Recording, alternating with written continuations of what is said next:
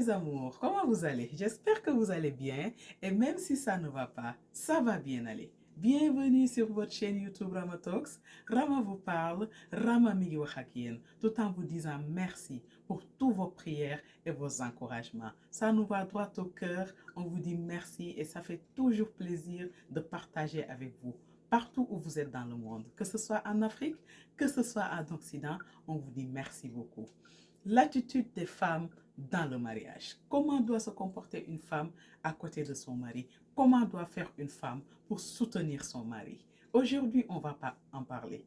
Pas aux féministes, hein, parce que moi, je l'assume dès à présent. Je suis une femme, mais je ne suis pas féministe. Le féminisme, on va en parler parce que ça fait l'actualité et ça fait beaucoup de bruit dans le monde. Mais aujourd'hui, on va parler avec nos chères dames qui ont décidé de se marier, qui ont décidé de former une famille et qui ont décidé de s'épanouir et d'être heureuses dans leur foyer. On va parler à ces femmes-là de comment elles doivent se comporter, de comment elles doivent soutenir leur mari pour aller de l'avant. Ces femmes-là,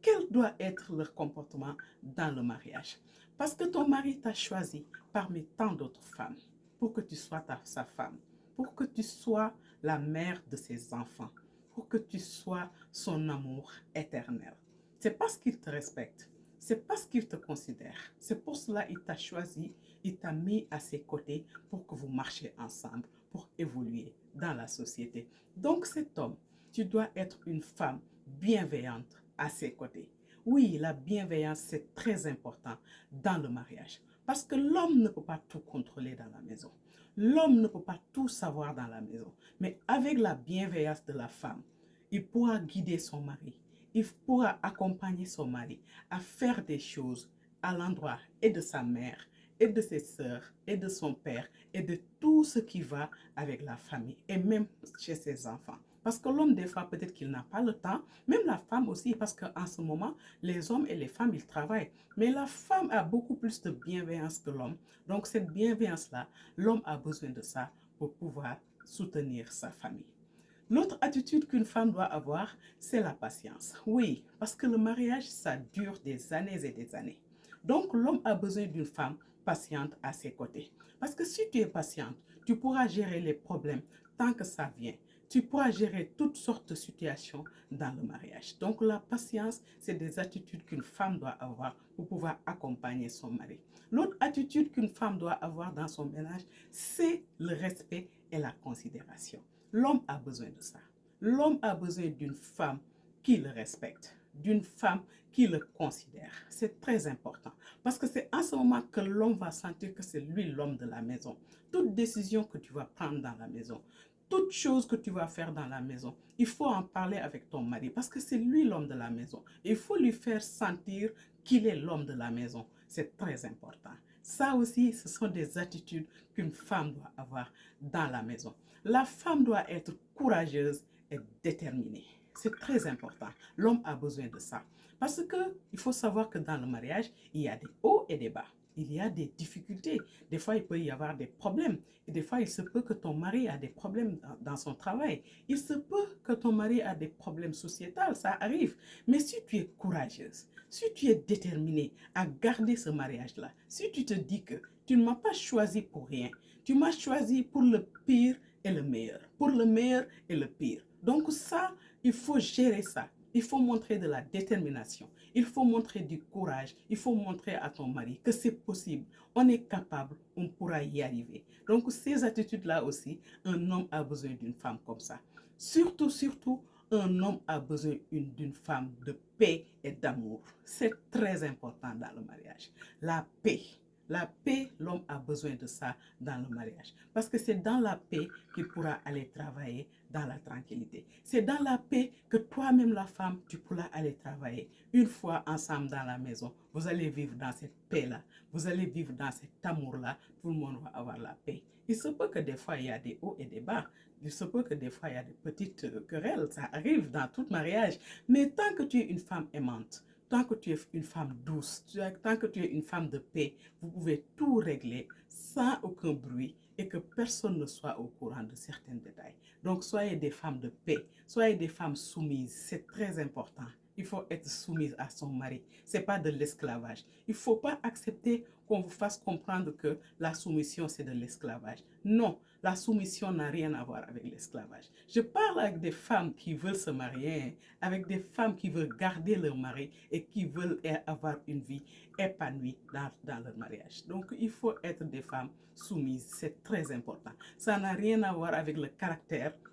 Ça ne t'empêche pas de travailler, ça ne t'empêche pas d'être une femme de caractère, ça ne t'empêche pas d'être une femme entreprenante, ça ne t'empêche pas de faire toutes les choses que tu dois faire dans la société. Mais une fois chez toi, sois la femme soumise, sois la femme de ton mari, sois la femme qui est là pour le bonheur de son mari. Ça, ce sont des attitudes qu'une femme doit avoir, qu'une femme doit faire pour pouvoir gérer son ménage, pour pouvoir aider son homme, pour pouvoir aller de l'avant et pouvoir construire une famille heureuse et épanouie. C'est très important. Ni ñu ko waxee ci tubaab la ñu koy waxee ci olof ginnaaw bi ñu leen nuyoo sant leen gërëm leen di leen remercier bu baax a baax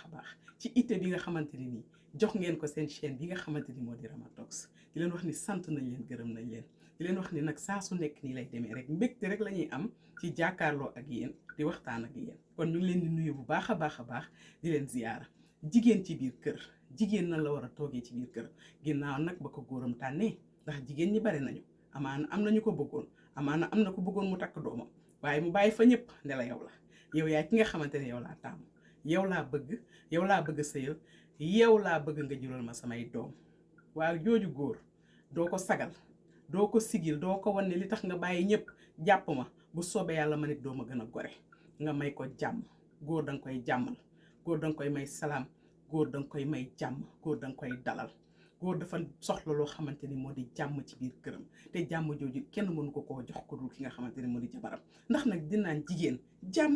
jàmm dafa neex sa jëkkër fu mu toog di la xalaat sa xalaat ni nu mu sonn si liggéeyam bu xalaatee di man ki may fekk ci kër ga jàmm laa fay fekk ku may kafal laa fay fekk ku may reetaanal laa fay fekk ku may feccal laa fay fekk ndax noonu la sëy noonu la buñ leen di rusante buñ leen di bëre kersa ci biir sëy yi buñ leen di rëy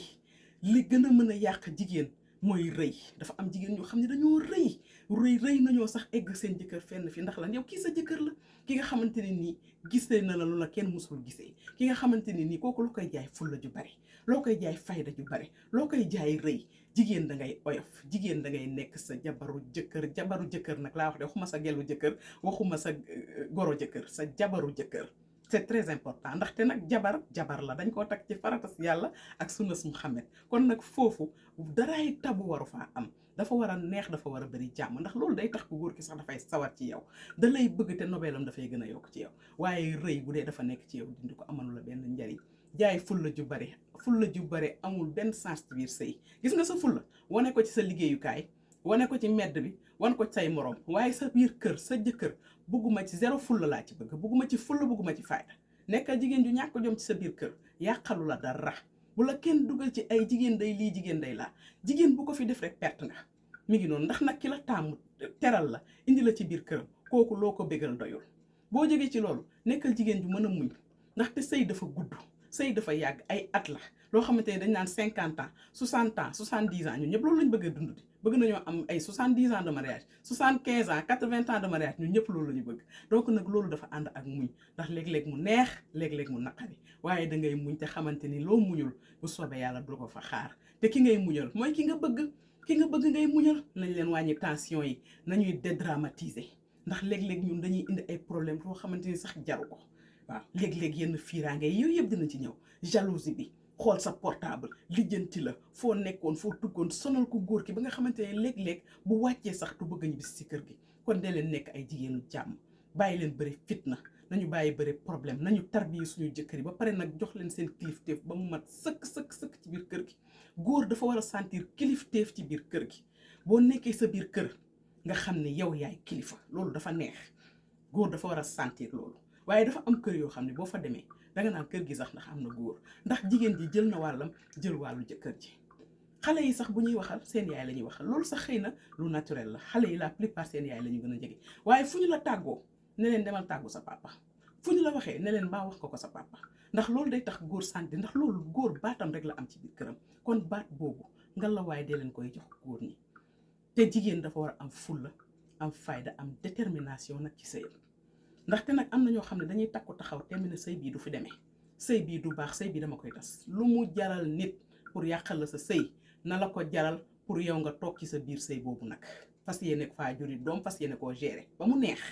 ndax amaana yow boo fa jógee dina fa ñëw wala mu indi fa keneen wala keneen ñëw toogee sa place yaral la say doom waaye fekk yaa ngi dund di am wér nga xam ne nag da ngay xam nag sa jëkkër xam sa jëkkër c'est très important nga xam ne sama jëkkër ji ku baax la sama jëkkër ji ku ma bëgg la léeg-léeg yi muy def sax amaana du ko tey ndax xëy na day dégluwaate xëy na léeg-léeg lii nga fexee xeex loolu nga fexee yow ba sa jëkkër nekk góor goo xamante ne ku lay jox nopp la ku lay bàyyi xel la jox nopp bi tamit bu mu tax nga koy digal lu baaxul wala nga koy dugal ci safaan jox nopp bi mooy mu lay déglu di la bàyyi xel nga koy xiir ci yaayam jigéen ñi da leen xiir góor ñi ci seen yaay léeg-léeg sax sa jëkkër dimanche yi mu yeewu ne ko demal sa néegu yaay nga toog fa ba ma defar néeg bi parce que dégleeg yaay yi dañuy namm seen doom yi nga def sa jëkkër dem biir néegu yaayam tëdd foofu waxtaan ak moom le temps que nga defar sa néeg defar ndékki bi yëpp mu ñëw ndékki benn 10 minutes boobu wala benn 1 heure de temps boobu mu nekk ak yaayam loolu day feex xolu yaayam da leen fexe seen jëkkër di jubóog seeni famille yooyu yëpp ay rôle la yoo xamante ne jigéen da ko war a jouer jigéen mooy sookulu sëy jigéen mooy ki nga xamante ni moo war a taxawu góor sur tous les plans jigéen am na noo xamante ni bu ko taxawee yàlla xam na ni sa jëkkër da lay gën a sopp da lay gën a naw da lay gën a bëgg te da lay gën a respecté loolu dafa am solo jigéen taxawaayam dafa am importance ci sëy bu leen kenn gëmloo ni jigéen dafa war a lii dafa war a laal loolu ku leen ko gëmloo bëggu leen ñun ay jigéen lañu ñun ay sëykat lañu suñu yaay ay sëykat lañu ci sëy lañu nu ñu nekk ay chef d'entreprise nu ñu nekk ay jigéen yu jàng nu ñu nekk ay jigéen yu liggéey nekk ay jigéen yoo xam ne dañoo am ay responsabilité bu ñu xasee ba dugg suñuy kër nañu nekk ay jigéen yoo xamante ne nii wuy monsieur rek ngay dégg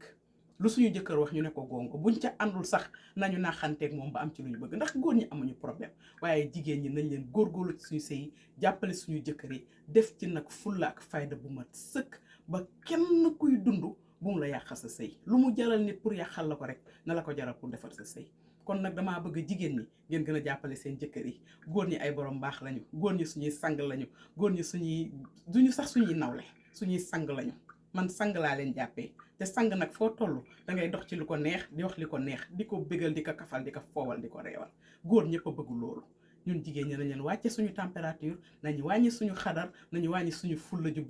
bari amul benn sens ci biir kër dañu koy neexal kër dañu koy xumbal kër dañu koy yëngal jigéen bu nekkul ci kër sax war nañoo sentir ni kër gii jeeg bi manqué na fi loolu lépp nag comportement ku jigéen ki la kon boog taxaw suñu jëkkër yi nañ leen jàppale te xam ne loolu moom mooy tax kër gi neex loolu mooy tax njaboot gi barkeel te njaboot gi sax da ngay gis dañuy épanouir dañuy nekk si jàmm bu ñu demee jàngi dañuy nekk ci xel mu dal kon nag tey seen waxtaan fii lañ koy yemale di leen wax saa su nekk di leen fàttali abonnement bi ngeen di abonné di leen wax ni ngeen di partager vidéo yi di leen wax ni ngeen koy aimé te xam ni seen chaîne YouTube nekk fi lu dul dimbali ñu ak jàppalante suñu biir ñu dem ci kanam ñu jàppalante joxante loxo ci lépp nag lu positif parce que daraay négatif doxuñu ci lu négatif sax dinañ ko positifé te xam ni lu positif ci la àdduna di defaroo kon ñu ngi leen di sant bu baax di leen gërëm di leen wax jaa ngeen jëf ba beneen yoon ci seen beneen émission Rama Talks